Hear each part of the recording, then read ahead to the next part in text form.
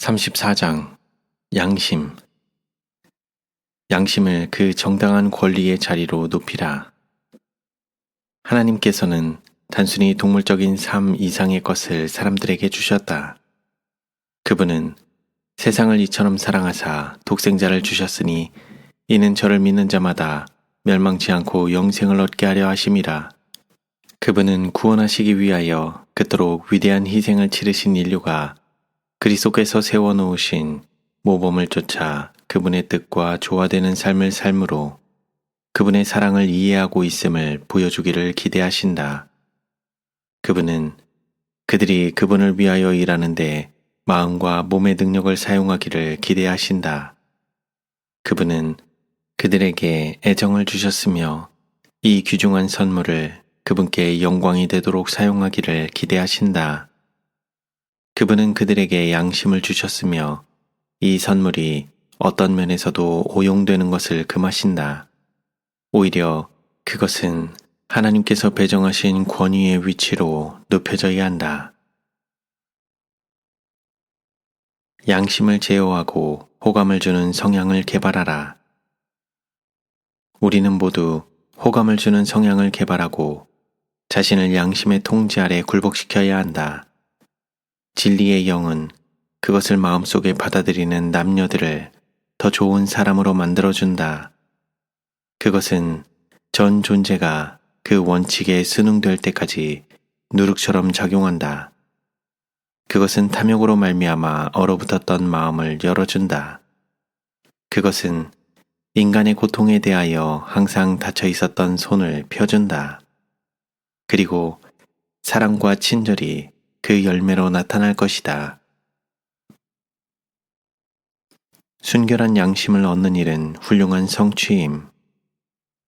하나님과 사람에 대해 범죄치 않는 양심은 놀라운 성취이다.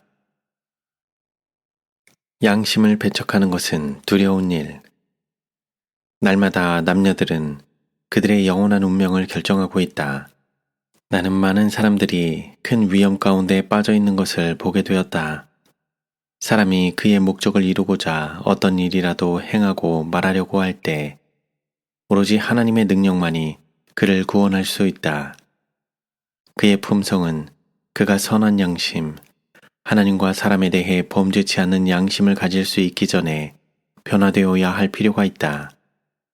자아는 죽어야 하며 그리스도께서 영혼의 성전을 점유하셔야 한다. 하나님께서 주신 빛을 거절함으로써 사람들이 양심을 학대하고 짓밟을 때 그들은 두려운 위험 가운데 처하게 된다. 미래의 영원한 안녕이 위태롭게 되는 것이다. 사단은 양심의 소리를 지우려고 함. 사단은 하나님의 음성과 양심의 음성을 지우려고 그의 영향력을 사용하고 있으며 세상은 마치 그의 통제 아래 있는 양 행동한다. 사람들은 그를 지도자로 선택했다. 그들은 그의 깃발 아래 선다. 그들은 생명을 얻을 수 있는 그리스도께로 오지 않을 것이다. 쾌락과 오락에 대한 계획들에 도취된 나머지 그들은 사용하는 자와 함께 멸망해버릴 것들을 위해 분투하고 있다. 한 번의 그릇된 발걸음이 생애를 뒤바꾸어 놓음. 양심에서 하나의 안전장치를 제거하는 일, 주님께서 지정해 놓으신 바로 그 일을 하기에 실패하는 일, 그릇된 원칙의 길로 한 걸음 들어서는 일로 인해 자주 생애와 행동에 전체적인 변화가 초래된다. 우리는 그리스도께서 인도하시는 그 길을 따라 갈 때에만 안전하다. 그 길은 더욱더 명확해지고 점점 더 밝아져서 원만한 광명에 이르게 된다. 범해진 양심은 약화됨. 한 번 범해진 양심은 크게 약화된다. 그것은 끊임없는 경성과 쉼없는 기도의 능력을 필요로 한다. 범해진 양심은 신뢰할 수 없게 됨. 진리를 들은 후에 그것을 받아들이는 것이 사업적 방면에서의 그의 성공에 해가 되기에 돌이키는 사람은 하나님과 그 빛으로부터 돌아서는 것이다. 그는 헐값에 그의 영혼을 판다. 그의 양심은 항상 신뢰할 수 없게 될 것이다. 그는 사단과 흥정을 했으며 순결하고 올바르게 간직했다면 온 세상보다 그에게 더 귀중했었을 양심을 범하고 말았다.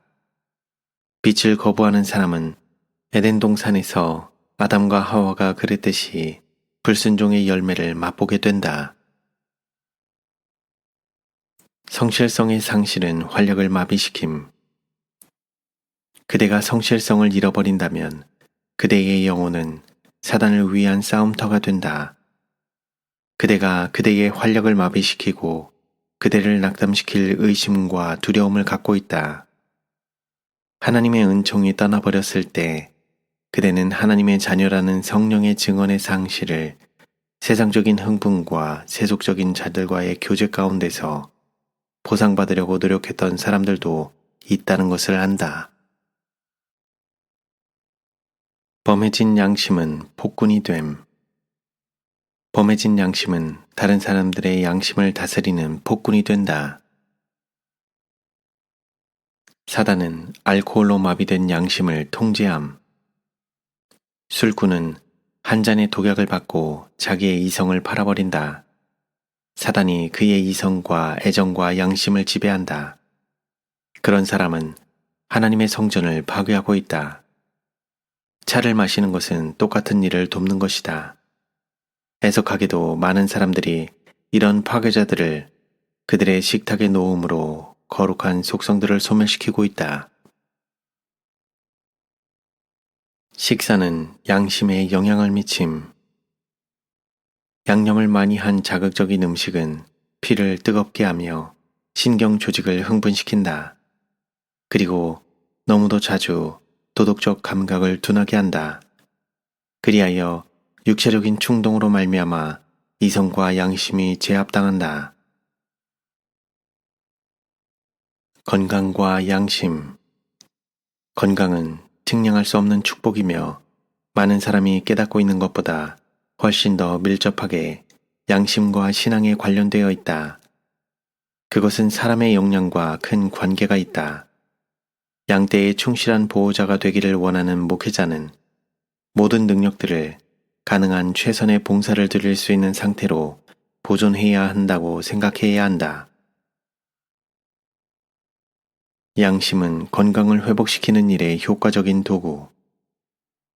그대가 무거운 짐을 지고 피곤해 지쳐 있다면 그대는 마른 가지에 달린 잎사귀들처럼 웅크리고 있을 필요가 없다. 쾌활함과 깨끗한 양심은 양약보다 더 나으며 그대의 건강을 회복시켜주는 데 있어서 효과적인 도구가 될 것이다. 양심적으로 잘못된 일도 가능함. 자신이 양심적으로 옳다고 믿는 일은 어떤 것이든지 행할 수 있다는 생각을 많은 사람들이 품고 있다. 그러나 그 사람이 교육을 잘 받은 선한 양심을 가지고 있는지 아니면 선입견에 의해 편향되거나 왜곡된 양심을 가졌는지가 문제이다. 양심은 여호와께서 이같이 말씀하시되를 대신해서는 안 된다. 사람들의 양심은 모두 조화되거나 모두 한결같이 영감을 받은 것은 아니다. 화인 맞아 죽은 양심도 있다. 사람들은 양심적으로 옳을 수도 있고 잘못될 수도 있다. 바울은 한때 나사렛 예수를 믿지 않았기에 하나님을 위해 봉사하고 있다고 진실로 믿으면서 이 도시 저 도시로 그리스도인들을 잡으러 다녔다. 인간의 지각력은 불안정한 안내자. 눈은 몸의 등불이니 그러므로 내 눈이 성하면 온 몸이 밝을 것이요 눈이 나쁘면 온 몸이 어두울 것이니 그러므로 내게 있는 빛이 어두우면 그 어두움이 얼마나 하겠느뇨. 이 말씀은 이중적인 의미, 즉 문자적인 의미와 비유적인 의미를 갖고 있다. 이 구절에는 외부 물체를 바라보는 육신의 눈에 대한 진리가 충분히 표현됐다. 또한 이 말씀은 선과 악을 측정하는 영적인 눈인 양심에도 적용된다. 영혼의 눈인 양심이 온전히 건강하다면 영혼은 바르게 가르침을 받을 것이다. 그러나 그리스도의 은혜로 말미암아 진정되고 부드러워지지 않은 인간의 지각력에 의해 양심이 지도될 때 마음은 질병에 걸린 상태가 된다. 마음은 사물들의 올바른 위치와 관계와 의미를 볼 수 없게 된다. 상상력이 영향받게 되고 마음의 눈은 그릇되고 왜곡된 시각에서 사물들을 보게 된다.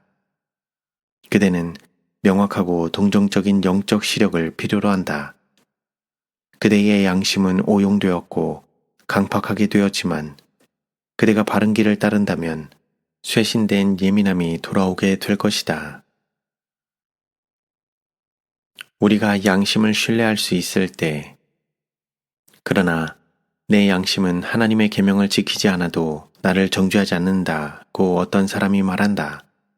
그러나 하나님의 말씀에서 우리는 선한 양심과 나쁜 양심이 있다는 것과 그대의 양심이 하나님의 율법을 지키지 않아도 그대를 정죄하지 않는다는 사실이 그대가 하나님 보시기에 정죄받지 않는다는 것을 입증하는 것은 아니라는 것을 읽게 된다. 그대의 양심을 말씀에 비추어 살펴보고 그대의 생애와 품성이 하나님께서 말씀 가운데 드러내신 의의 표준과 일치하는지 살펴보라.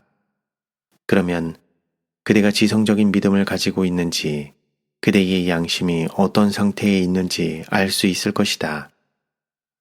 사람의 양심은 하나님의 은혜의 영향 아래에 있지 않는 한 신뢰할 수 없다. 사단은 계몽되지 못한 양심을 이용하며 사람들을 온갖 형태의 기만에 빠뜨린다. 사람들이 그렇게 되는 이유는 하나님의 말씀을 그들의 상담자로 삼지 않았기 때문이다. 많은 사람들은 하나님의 율법을 그들이 만든 율법으로 대체시켰던 것과 동일한 방식으로 그들 자신의 복음을 창안해낸다. 하나님의 말씀이 표준. 자신의 양심의 명령을 좇기 때문에 안전하다고 생각하는 것으로는 충분치 못하다. 확실히 해두어야 할 문제는 그 양심이 하나님의 말씀과 조화되는가이다. 그렇지 못하다면 그것을 따르는 것으로는 안전하지 않다. 왜냐하면 그것이 우리를 속일 것이기 때문이다. 양심은 하나님에 의해 계몽되어야 한다. 성경을 연구하고 기도하는 일에 시간이 할애되어야 한다. 그렇게 하면 마음은 견고하게 되고 강화되고 털을 잡게 된다. 양심이 그대의 생애를 변화시키고 있는가? 그대가 양심을 가지고 있고 그 양심이 그대에게 확신을 가져다 줄 수 있을지 모르지만 그 확신이 활동적인 매체인지가 문제이다. 그러한 확신이 그대의 마음과 속사람의 행위에 영향을 끼치는가? 영혼의 성전에서 더러움이 제거되고 있는가? 우리가 원하는 것은 바로 그것이다. 왜냐하면 이 때는 이스라엘 백성들이 살던 시대와 같은 때이기 때문이다. 그대에게 어떤 죄가 있다면 그것을 바로잡고 제거할 때까지 정화를 중지하지 말라. 양심과 마음에 미치는 진리의 영향. 시편 기자는 주의 말씀을 열무로 우둔한 자에게 비추어 깨닫게 하나이다 라고 말한다. 진리가 양심에만 작용한다면 그것은 많은 불안을 야기시킨다. 그러나 진리를 마음에 영접한다면 전 존재가 예수 그리스도께 복종케 된다. 심지어 생각까지도 사로잡히는데 이는 그리스도의 마음은 사람의 의지가 하나님의 의지에 순복되는 곳에서 활동하기 때문이다. 너희 안에 이 마음을 품으라. 곧 그리스도 예수의 마음이니 주께서 해방시키는 사람은 실로 자유로우며 죄의 종노릇하러 끌려 들어갈 수 없다. 양심에 의해 고수되는 진리는 마음을 휘저는 데 그침. 양심을 통해서 모든 정직한 유대인들은 예수 그리스도께서 하나님의 아들이심을 확신했지만 교만하고 야심 많은 심령 때문에 굴복하려고 하지 않았다. 저항하고 부인하기로 결정했었던 진리의 빛에 대하여 그들은 지속적으로 반대했다. 그저 양심에 의해서만 진리가 진리로 고수될 때, 마음이 자극을 받지 않고 수용적이지 않을 때, 진리는 그저 마음을 휘저는 데 그칠 뿐이다. 그러나 진리가 가슴에 의해 진리로 받아들여질 때, 그것은 양심을 꿰뚫고 순결한 원칙들로 영혼을 사로잡는다. 진리는 그 변화시키는 능력이 품성 가운데 나타나도록 마음을 아름답게 꼴짓는 성령으로 말미암아 심령 속에 놓여지게 된다. 하나님께서는 양심을 강제하지 않으심. 하나님께서는 사람의 의지와 양심을 결코 강제하지 않으신다. 그러나 사단의 상투적 수단은 자기가 설복할 수 없는 자들을 지배하기 위하여 무자비하게 압박하는 일이다. 위협과 폭력을 통하여 그는 양심을 지배하고 자기 자신이 경배를 받으려고 노력한다. 양심이 확실한 안내자가 될 때, 양심이 확실한 안내자 노릇을 하는 사람은 빛이 하나님의 말씀으로부터 그에게 비칠 때 추론하기 위하여 멈추지 않을 것이다. 그는 인간적인 권면으로 지도받지 않을 것이다. 그는 세속적 사업이 순종의 길에 방해거리가 되도록 허락하지 않을 것이다. 그는 모든 이기적 관심사를 조사의 문 앞에 내려놓을 것이며 그의 영원한 이익이 저울에 달려있는 사람으로서 하나님의 말씀에 접근할 것이다. 감정과 갈망은 이성과 양심에게 종속됨. 죄를 짓지 않으려면 우리는 바로 처음부터 죄를 피해야 한다. 모든 감정과 욕망은 이성과 양심에 굴복되어야 한다. 모든 부정한 사상은 즉시 배척되어야 한다. 그대의 밀실까지 예수님을 따라가는 자가 되라. 믿음으로 기도하고 온 마음을 다하여 기도하라. 사단은 그대의 발을 함정에 빠뜨리고자 주시하고 있다. 그대가 그의 간계를 피하고자 하면 그대는 위로부터 도움을 받아야 한다. 그러나 모든 감정과 정욕을 통제 아래 붙잡아 두는 것, 즉 이성과 양심에 침착하게 복종하게 만드는 것은 그대가 할 일이다. 그렇게 한다면 사단은 마음을 통제하려는 권세를 잃고 말 것이다. 상처는 항상 남아있음. 저 부정직한 사람이 그의 세속적인 정략으로 말미암아 무엇을 얻었는가? 성공의 대가로 그는 얼마나 큰 값을 치러야 했는가? 그는 고귀한 남성다움을 희생했으며 멸망으로 인도하는 길로 들어섰다. 그는 괘씸할지 모른다. 그는 동료들에게 저지른 그의 공의롭지 못한 일의 사악성을 볼 수도 있다. 가능한 한 되갚으려고 노력할지도 모른다. 그러나 손상된 양심의 상처는 항상 남아있을 것이다. 그리스도의 은혜는 죄책감을 느끼는 양심을 위하여 충분함. 죄가 양심을 지배하고자 싸울 때, 죄책감이 심령을 억압하고 양심을 억누를 때, 불신이 마음을 가릴 때, 그리스도의 은혜는 죄를 정복하고 어두움을 몰아내기에 충분하다는 사실을 기억하라. 구주와 교통함으로 우리는 화평의 영역에 들어가게 된다. 그대는 선택하는 대로 자신을 꼴지을 수 있다. 나는 모든 사람들의 운명이 결정될 때에 이 글을 모아야 할 사람으로서 다시 그대에게 경고한다. 지치지 말고 자신을 그리스도께 굴복시키라. 그분만이 그대의 도덕적, 지적 능력을 건강한 상태에 두실 수 있다. 그대의 마음은 하나님의 사랑으로 따뜻하게 될 수 있다. 그대의 이해력은 명확하고 성숙하게 될 수 있다. 그대의 양심은 밝아지고 예민해지고 순결하게 될 수 있다. 그대의 의지는 바르며 거룩하고 하나님의 성령의 주관하에 굴복될 수 있다. 그대는 그대가 선택하는 대로 자신을 꼴지을 수 있다. 만일 그대가 지금 정반대로 돌아서서 악을 그치고 선을 행하기를 배운다면 그대는 참으로 행복해질 것이다. 그대는 인생의 전투에서 성공할 것이며 이 생보다 더 나은 삶에서 영광과 존귀에 이를 것이다. 너희는 오늘날 너희 섬길 자를 택하라. 다른 사람의 양심에 간섭해서는 안 됨. 하나님께 속한 것과 관련된 양심은 지위 고하를 막론하고 어떤 인간도 간섭할 수 없는 신성한 보물이다.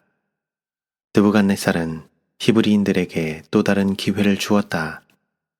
그들이 이를 거절하자 그는 심히 노하여 예전보다 풀무불을 7배나 더 뜨겁게 하라고 명령했다.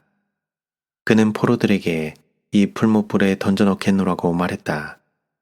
믿음과 신뢰가 충만하여 그들은 다음과 같이 대답했다. 우리가 섬기는 하나님께서 우리를 구원하시기에 능하시며 그리 아니하실지라도 우리는 신실하신 하나님께 우리 자신을 의탁할 것이라. 다른 사람들을 위한 규준이 되어서는 안 됨. 하나님께서는 그대가 자신의 양심을 다른 사람을 위한 척도로 만들기를 원치 않으신다. 그대는 행할 의무가 있다. 그 의무는 곧 명랑하게 되고 그대의 감정 가운데 무사무욕을 개발하여 마침내 그대 주변의 모든 사람을 행복하게 만드는 것이 그대의 최고의 기쁨이 되도록 하는 것이다. 부모는 자녀들이 깨끗한 양심을 보존하도록 도와야 함. 나는 부모들에게 다음과 같이 말하라고 지시를 받았다. 그대의 자녀들이 순결하고 깨끗한 양심을 가지도록 돕기 위해 혼신의 노력을 다하라. 그들이 하나님의 말씀으로 살아가도록 가르치라. 그들이 주님의 어린 자녀들임을 가르치라. 그분께서 그대를 그들의 보호자로 지정하셨음을 잊지 말라. 그대가 그들에게 적절한 음식을 제공하고 건강을 생각하여 옷을 입힌다면, 그리고 그대가 하늘 아버지께 많은 기도를 드리면서 부지런히 그들에게 경계의 경계를, 교훈에 교훈을 더하면서 여기서도 조금, 저기서도 조금 하나님의 말씀을 가르친다면 그대의 노력은 풍성하게 보답을 받을 것이다. 양심은 정결케 되어야 함. 영혼의 성전에 있는 모든 방이 다소간 더럽혀졌기에 정화 작업이 필요하다. 거미줄이 쳐진 양심의 골방에 들어가야 한다. 영혼의 창문들은 지상을 향하여는 닫혀지고 의의 태양의 밝은 광선이 자유롭게 들어올 수 있도록 하늘을 향하여는 활짝 열려야 한다. 기억은 성경 원칙들로 말미암아 원기를 회복해야 한다. 마음은 선과 악을 구별할 수 있도록 깨끗하고 순결하게 보존되어야 한다. 그리스도께서 그분의 제자들에게 가르치셨던 기도를 그대가 거듭하여 드리고 매일의 삶에서 그것에 부응하려고 분투한다면 성령께서는 마음과 심령을 쇄신시키실 것이며 그대에게 높고 거룩한 목적들을 수행할 능력을 주실 것이다. 깨끗한 양심은 완전한 평화를 가져다 줌. 내적 평화와 하나님 앞에 부끄러움이 없는 양심은 마치 부드러운 식물 위에 맺히는 이슬같이 지성을 일깨우고 힘차게 할 것이다. 그리하면 의지는 바로 지도되고 관리되며 더욱 과단성이 있는 한편 완미함은 없게 된다. 명상은 기쁨을 가져다 주는데 이는 그것이 성화되었기 때문이다. 그대가 소유할 수 있는 마음의 평온함은 그대가 사귀는 모든 사람들에게 복을 끼칠 것이다. 때가 되면 이 평화와 안정은 몸에 뵐 것이며 그대 주변에 귀한 빛을 비춰줄 것이며 그것은 다시 그대에게로 반사될 것이다. 그대가 하늘의 평화와 마음의 고요함을 맛보면 맛볼수록 그것은 더욱 증가할 것이다. 그것은 생기를 북돋워주고 살아있는 기쁨으로써 모든 도덕적 정력을 혼수 상태에 빠뜨리지 아니하고 오히려 그것을 일깨워 활동을 증가시킨다. 완전한 평화는 천사들이 소유하고 있는 하늘의 속성이다. 하나님께서 그들을 도우사 이 평화의 소유자가 되기를 기도하는 바이다.